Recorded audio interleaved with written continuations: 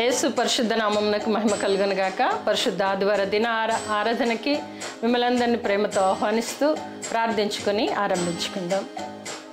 ప్రేమ నమ్మకం కలిగిన ప్రియ పరలోకపు తండ్రి, మీకు వందనములు స్తుతి స్తోత్రాలు చెల్లించుకుంటున్నాం.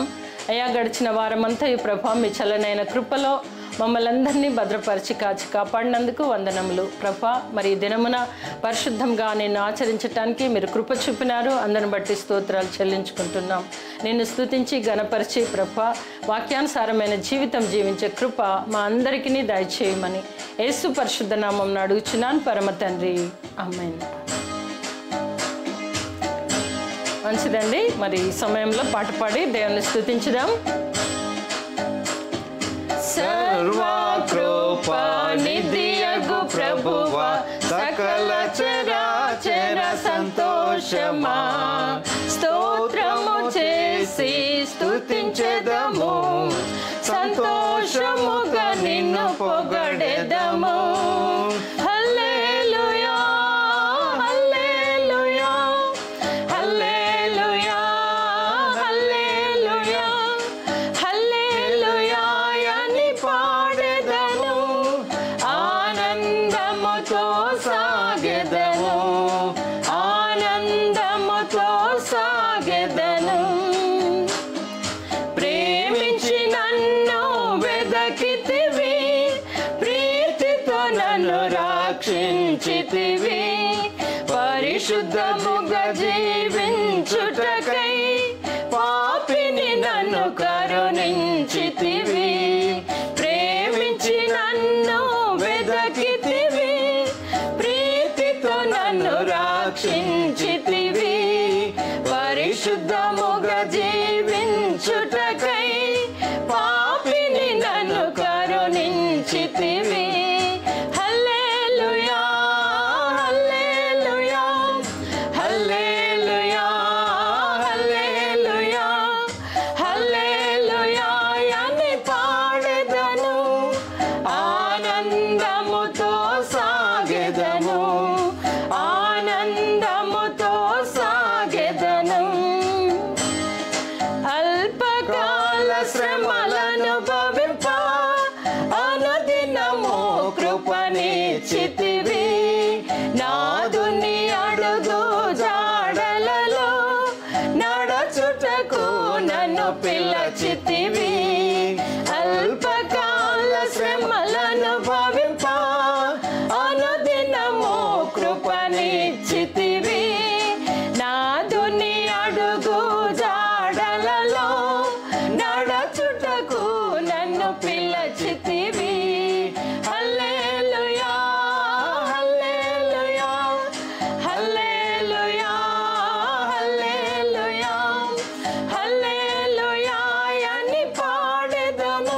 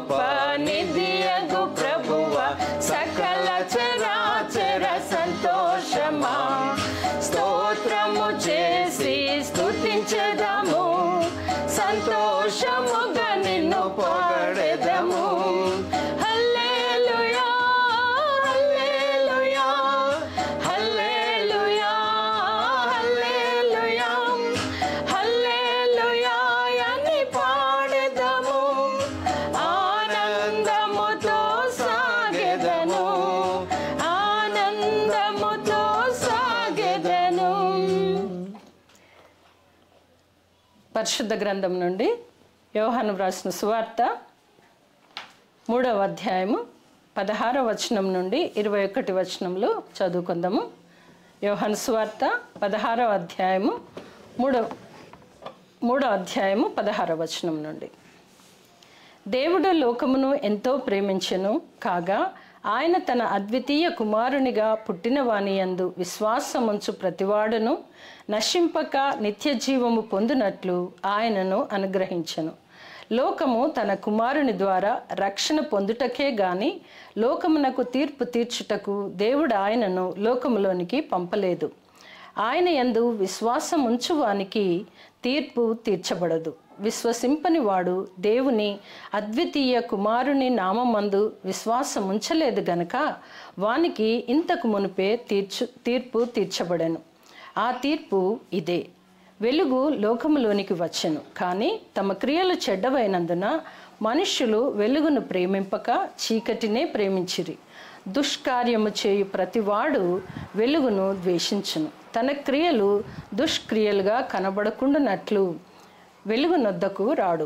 సత్యవర్తనుడైతే తన క్రియలు దేవుని మూలముగా చేయబడి ఉన్నవని ప్రత్యక్ష పరచబడినట్లు వెలుగునొద్దకు వచ్చును. దేవుడి పరిశుద్ధ వాక్కు మనందరి వినికిడిలో దీవించినగాక. ఈ సమయమందు మనం వాక్యం ధ్యానించుకుందాం.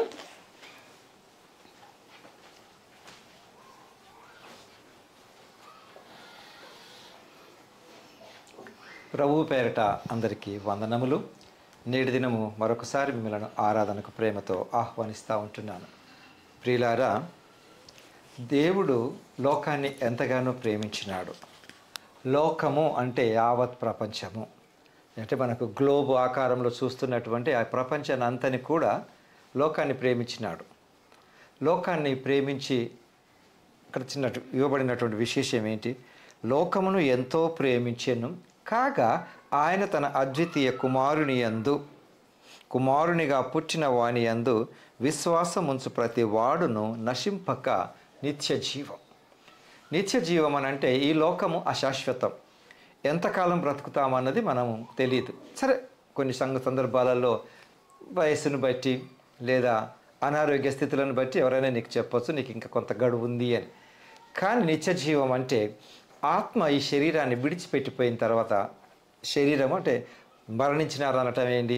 ఈ లోకంలో తన ప్రయాణాన్ని ముగించినారనండి, లేదా ప్రభు పిలుపుని అందుకొని ప్రభు చెంతకు చేరినారనండి, వేరు వేరు పర్యాయ పదాలలో, లేదా ఇంకొకటి జరిగిపోయినారండి అని కూడా కొంచెం మాట్లాడుతూ ఉంటుంటాం. ఏది ఏమైనా ఇక్కడ నిత్య జీవం అన్నది ఎవరికి ఉంటుందనంటే ఈ లోకంలో శరీరంతో పుట్టినాము, శరీరంలో ఆత్మ ఉంది, ప్రాణం ఉంది. ఒక వ్యక్తి మరణించినప్పుడు, మా సాధారణ భాషలో చెప్పాలి అని అంటే, ఒక వ్యక్తి మరణించినాడు అనటానికి ఏంటి నిదర్శనం అంటే, ఈ శరీరంలో ఉండేటటువంటి ప్రాణము ఉండదు, ఆత్మ ఉండదు. సరే, ప్రాణం పోయిన తర్వాతనే చనిపోయినాడు అంటూ ఉంటుంటాం. అంటే ఏంటి? గుండె ఆగిపోవటము, రక్త ప్రసరణ ఆగిపోవటము, ఊపిరితిత్తులు మొత్తం ఏవి కూడా పని చేయకుండా టోటల్గా ఆగిపోయినప్పుడు మనిషి తన ప్రాణాన్ని కోల్పోతాడు. తర్వాత ఆత్మ అన్నది తిరిగి దేవుడు అనుగ్రహించినాడు కాబట్టి దేవుడి చెంతకు వెళుతుంది. ఆ ఆత్మ కూడా అక్కడ నిత్య జీవంలో ఉండటానికి కొరకే. అయితే ఈ శరీరం క్రియలన్నీ కూడా చాలా వరకు శరీరంతో చేసుకునేటటువంటి పనులు ఏవైతే ఉంటాయో, శరీరేచ్ఛలు, నేత్రాశ, జీవపు డంబము, ఇవన్నీ కలిపి కూడా ఈ వ్యక్తిని దేవుడికి దూరం అయ్యే విధంగా అపవాది నాలో నుండి పనిచేస్తూ ఉంటుంటాడు. ఎలాగూ దేవుడికి నన్ను దూరం చేయటానికి కానీ ఇహలోకంలో కోరికల ద్వారా ఎన్నో రకాలుగా నన్ను రెచ్చగొట్టే అవకాశం ఉంటుంది. అయినను దేవుడు కృపా సంపన్నుడు, దేవుడు కరుణా సంపన్నుడు, దేవుడు కృపామయుడు కనికరములు కలిగినటువంటి వ్యక్తి. ఆయన కృప ద్వారా నీవు ఈ యొక్క నరకములో నుండి పరలోక రాజ్యానికి షిఫ్ట్ చేయబడుతున్నావు. అది కృప. మనం పాటలు కూడా పాడుకుంటూ ఉంటుంటాం కదా, ఆయన కృప ద్వారానే నేను రక్షింపబడ్డాను, ఆయన కృప చేతనే నేను రక్షణ పొందుకున్నాను, ఇవన్నీ అంటుంటాను. కృప అంటే ఏంటండి? కృప అంటే సరే కొద్దిమందికి నామవాచకం పేరు ఉంటుంది. ఇక్కడ నేను పలికేటటువంటి కృప అంటే పౌలు గారు అన్నటువంటి విషయము, నా కృప నీకు చాలును అని యేసు ప్రభువు ఆయనతో పలికినటువంటి మాట, నా కృప నీకు చాలును. కృప అంటే ఇదేంటిదంటే గుణ విశ్లేషణం. ఇక్కడ అడ్జెక్టివ్, నామవాచకం, నౌన్ కాదు. అంటే ఏంటిదని అంటే అది ఒక క్రియతో, అంటే వర్బ్ కాదండి. ఆ యొక్క కృప అన్నది నన్ను ఏ రకంగా కాపాడుతుంది, ఆ కృప ద్వారా నేను ఎలా రక్షణ పొందుకున్నానంటే, నేను ఈ లోకంలో పాపిగా జన్మించినాను. నేను పాపమునకు వలన వచ్చు జీతము మరణం. పాపము వలన వచ్చే జీతం మరణం. అంటే నేను మరణానికి పాత్రుడను. మరణ పాత్రుడను అంటే ఈ శరీర మరణం గురించి కాదండి ఆ పదములు పలికింది. శరీర మరణం కాదు. ఈ లోకాన్ని విడిచిపెట్టిన తర్వాత ఆ నరకములో రెండవ మరణం అన్నది ఏదైతే ఉంటుందో అక్కడికి నేను వెళ్తాను అన్నది భావం.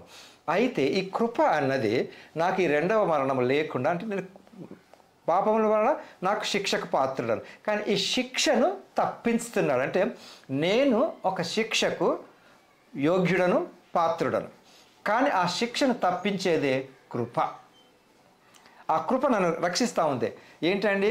ఆ ప్రభువు నన్ను ప్రేమించి, దేవుడు లోకాన్ని ఎంతో ప్రేమించినాడు కాబట్టి ఆయన ప్రేమామయుడు. ఈ ప్రేమామయుడు ఆయన యొక్క మొత్తం ఆయనకు ఉండేటటువంటి ఒక గుణగణం అనండి, లక్షణం అనండి, దేవుడు ప్రేమ.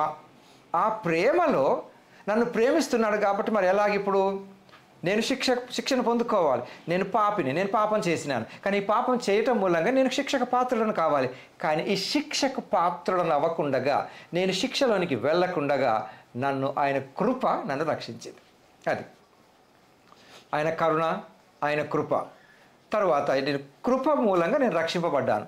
ఇప్పుడు అయినప్పటికీ కూడా ఆయన కరుణ నన్ను ఏం చేస్తుందంటే, ఈ రక్షణలో ఎదగటానికి నాకు అర్హత లేకపోయినాను, నేను పొందుకున్నాను, అది కృప. అర్హత లేకున్నాను, నేను పొందుకున్నాను, అది దేవుడి యొక్క కృప. అంటే అసలు నేను ఆయన కృపకు పాత్రుడను కాను, శిక్షకు పాత్రుడను, నేను ఈయన కృపకు అర్హుడను కాను. కానీ ఆ ప్రేమలో ఉండేటటువంటి మరొక వైపు కనుక మనం చూసినట్లయితే, అర్హత లేకపోయినను నేను నిత్య జీవాన్ని పొందుకోవటానికి నాకు ఆయన ఇచ్చినటువంటి రక్షణ కృప. అది కాబట్టి ఇప్పుడు నాకు అది అయిపోయింది. తర్వాత మరి కరుణ ఏంటండి అని అంటే, నేను పొందుకోవడానికి అర్హత లేకున్నా కూడా నేను కృప ద్వారా నేను రక్షణ పొందుకున్నాను. కరుణ అన్నది నాకు అర్హత లేకున్నా కూడా పొందిన దానిలో మరోవైపు కనుక చూస్తున్నట్లయితే, నేను పొందవలసినటువంటి శిక్ష నుంచి నన్ను తప్పించటము కరుణ.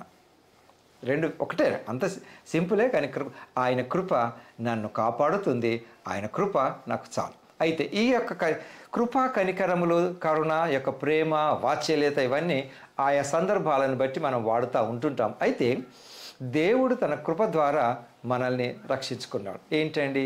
నన్ను ప్రేమించినాడు కాబట్టి నేను శిక్షకు పాత్రుడనైన నన్ను మరణానికి పోకుండగా ఆయన కల్వరి శిలలో కార్చినటువంటి రక్తము ద్వారా నాకు ఆయన క్షమాపణ, విడుదల అనుగ్రహించి ఉంటున్నాడు. అయినప్పటికీ మానవులలో ఉండేటటువంటి కొన్ని తలంపులను బట్టి, ఈ యొక్క మానవులలో ఉండే కొన్ని బలహీనతలను బట్టి ఏం జరుగుతుంది అని కనుక మనం చూసినట్లయితే, ఈ యొక్క ఫిలిప్పీలకు రాసిన పత్రికలో గమనించినట్లయితే అపోస్తలుడైన పౌలు గారు ఇక్కడ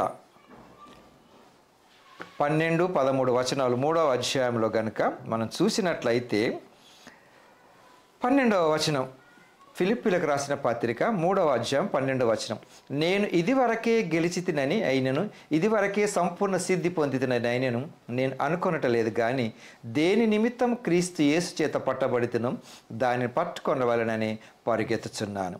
సహోదరులారా, నేను ఇదివరకే పట్టుకొని ఉన్నానని తలంచుకొనను.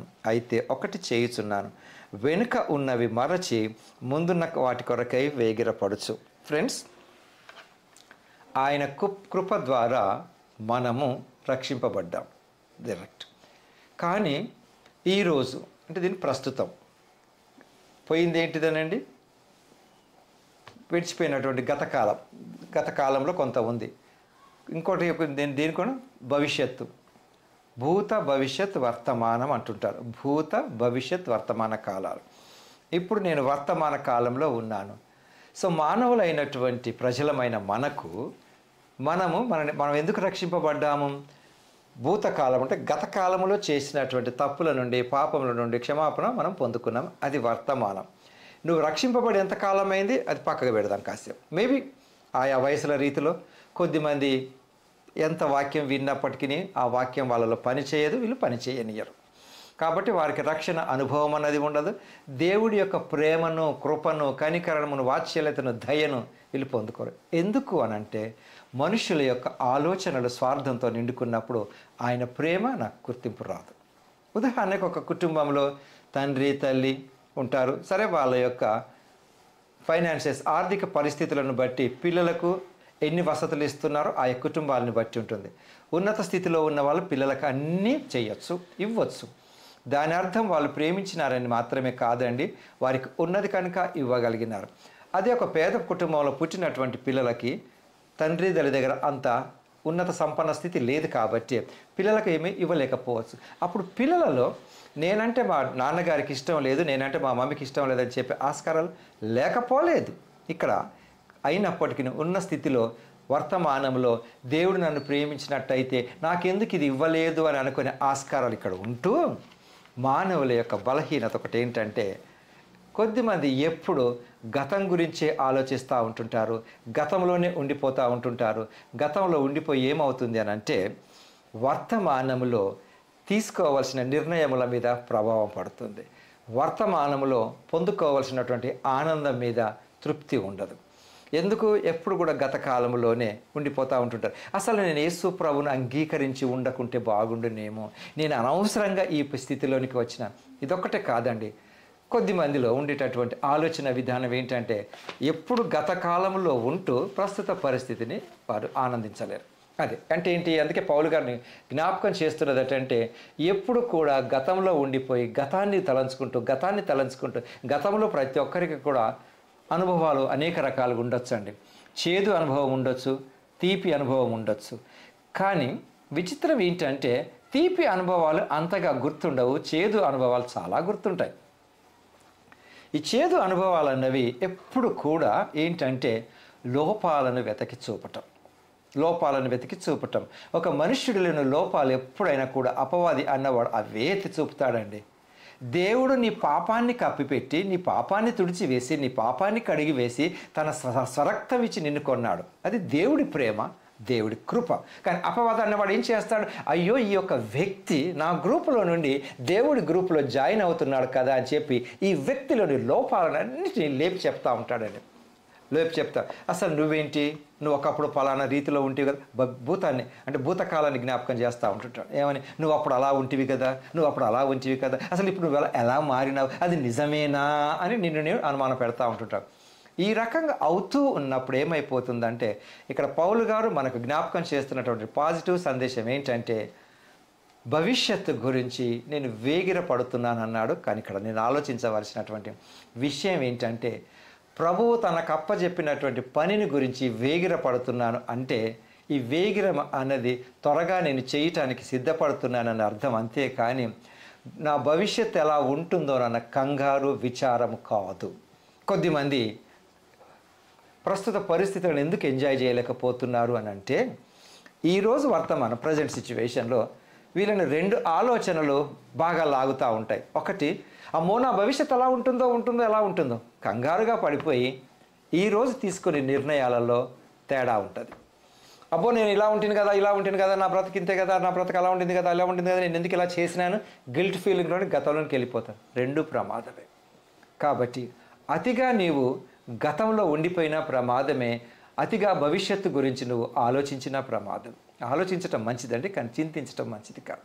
కాబట్టి ప్రియులారా, ఇక్కడ పౌలు గారు మనకు జ్ఞాపకం చేస్తున్నటువంటి విషయం ఏంటంటే అయితే ఒకటి చేయుచున్నాను, వెనకున్నవి మరచి, అంటే వాటిని కింద ఫుట్ నోట్లో లక్ష్య పెట్టక ఫ్రెండ్స్, కొన్ని సందర్భాలలో మన బంధుత్వాలు చెడిపోవడానికి కారణం కూడా ఇదేనండి. ఏంటది? ఎప్పుడు గతంలో నువ్వెవరో బంధువులు ఇంటికి పోయినప్పుడు నన్ను చిన్న చూపు చూసినారనో, నాకు కుర్చీ వేయలేదనో, భోజనం టైంకి పోయినా కనీసం భోజనం చెయ్యమని అనలేదనో, ఇవన్నీ ఉంటుంటాయి. కానీ మానవులుగా నువ్వెంత చేసినప్పటికీ దేవుడి ప్రేమ నిన్ను ఆవరించిందన్న విషయాన్ని నువ్వు జ్ఞాపకం చేసుకో. దేవుడి కృప నిన్ను ఇంకను ముందుకు తీసుకెళ్తుందన్న విషయం ఆలోచించు. ఈ కృప కనికరాలు అన్నవి నిన్ను కప్పి పెట్టుతుంటాయండి. కృప, ఆయన కృప ద్వారానే నువ్వు ఈరోజు ఈ యొక్క బంధుత్వంలో ఉన్నావు, రక్షణ పొందుకున్నావు. ఆయన కృపే కనుక లేకుండానట్లయితే నువ్వు ఎలా ఉండేవాడివు. అంతేకాదు, ఇంకా ఏం జ్ఞాపకం చేస్తున్నాడు, కాబట్టి వేగిరపడుచు క్రీస్తు యేసునందు దేవుని ఉన్నతమైన పిలుపునకు కలుగు బహుమానం పొందవలనని గురి యొద్దకే పరుగెత్తుచున్నాను. ఇందాక మీకు చెప్పినట్లుగా ఏంటది, ఆయన ఇచ్చేటటువంటి బహుమానము గురి ఇంకా ముందుంది, దాని కొరకు నేను పరిగెడుతున్నాను అన్నాడు. దీనిలో పరుగు పందెంలో ఒక్కసారి నువ్వు అడుగు పెట్టిన తర్వాత నువ్వు వెనక గనక వెళ్ళినట్లయితే, గతం లేకుండా మనం ఎవరము లేము, కానీ గతము నుంచి నా యొక్క నెగటివ్ ఎక్స్పీరియన్సెస్ నుంచి నేను కొన్ని లెసన్స్ నేర్చుకుంటాను. అక్కడే ఉండిపోకూడదు. ఆ లెసన్స్ను మళ్ళీ రిపీట్ అవ్వకుండా నేను చూసుకోవాలి. ఒకసారి నేను ఇలా వెళ్తే ఇలా అయ్యిందండి, అవ్వచ్చు. రెండవసారి నేను జాగ్రత్త పడతాను. ఇక్కడ ఇంకేమంటున్నాడు, కాబట్టి మనలో సంపూర్ణులమైన వారమందరం ఈ తాత్పర్యమే కలిగి ఉందము. అప్పుడు దేనిని గూర్చి అయినను మీకు వేరే తాత్పర్యం కలిగి ఉండేలా అదియు దేవుడు మీకు బయలుపరచును. చూడండి, పౌలు గారు ఏమని మాట్లాడుతున్నారు, అసలు దేవుడు నాకు ఒక బహుమానం ఇస్తాడు. ఏంటి ఆ బహుమానం? పరలోకంలో నువ్వు ఈ లోకాన్ని విడిచిపెట్టుతావు. దాన్ని పొందుకోవటానికి భూలోకంలో నువ్వు శరీరంతో ఉన్నప్పుడు చేసినటువంటి క్రియలే. దేవుడు నిన్ను ప్రేమించినాడు, నువ్వు ఇతరుల పట్ల ప్రేమ ఎలా చూపుతున్నావు. దేవుడు నీ పట్ల కృప చూపినాడు, నీ కృప ఇతరుల పట్ల ఎలా ఉంది. కాబట్టి ఈ యొక్క విమర్శ విధానం కానీ, జడ్జిమెంట్ విధానము కానీ, లేక వ్యక్తిగతంగా నా గురించి నేను ఆలోచించుకుంటున్నప్పుడు ఎప్పుడు గతంలో ఉండిపోతూ గిల్ట్ ఫీలింగ్లో కనుక నేను ఉన్నట్లయితే దేవుడి ప్రేమను నేను చూపలేను. నా యొక్క ప్రవర్తన సరిగా ఉండదు, నా యొక్క మాట సరిగా ఉండదు. కాబట్టి ఇక్కడ నీకు వేరే తాత్పర్యం కనుక ఉన్నట్లయితే దాన్ని మార్చుకోవాలి, దేవుడే నీకు బయలుపరుస్తాడని పౌలు గారు అంటున్నారు. కొన్ని సందర్భాలలో సమయం కూడా నీకు రిప్లై ఇచ్చే ఆస్కారం ఉంటుంది. తరువాత అయినను ఇప్పటి వరకు మీకు లభించినది దానిని బట్టియే క్రమముగా నడుచుకుంది. ఈరోజు అగైన్ ఏమంటున్నాడు ఇక్కడ, ఇప్పటి వరకు అంటే ఏంటి, గత కాలంలో నువ్వేమేమి పొందుకున్నావు, ఒక డిసిప్లిన్ అనేది నేర్చుకున్నావు, వాక్యం ఎలా చదవాలో నేర్చుకున్నావు, వాక్యం ఎలా వినాలో నేర్చుకున్నావు.